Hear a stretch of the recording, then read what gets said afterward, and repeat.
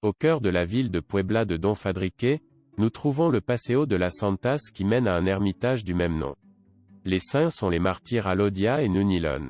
Elles sont nées lors de l'invasion musulmane de la péninsule et, étant les filles d'un riche musulman et d'un pieux chrétien, elles sont devenues orphelines très jeunes.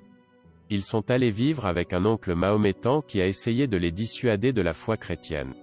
À défaut de le faire, il les a accusés devant un juge et ils ont été décapités pour avoir refusé de confesser la foi mahométane. Pendant des siècles, les habitants de la Puebla ont célébré la fête de las Santas en les collectant dans l'ermitage auprès des habitants de Huéscar, avec qui ils les partagent.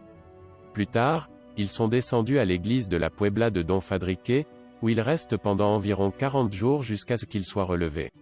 L'ermita de las Santas est une œuvre du début du XXe siècle de l'architecte madrilène Jesús Carrasco Muñoz. Il se distingue par son éclectisme, faisant écho à différents styles artistiques médiévaux.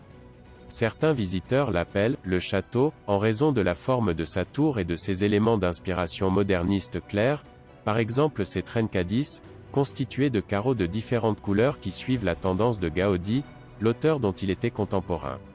À l'extérieur, se détachent sa tour et sa balustrade supérieure, toutes deux décorées en trencadís.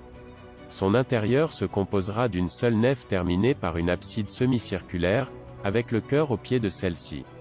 Les images trouvées sur son autel ont été sculptées dans du bois de noyer et offertes à la ville par le maître don José Rodríguez Sánchez.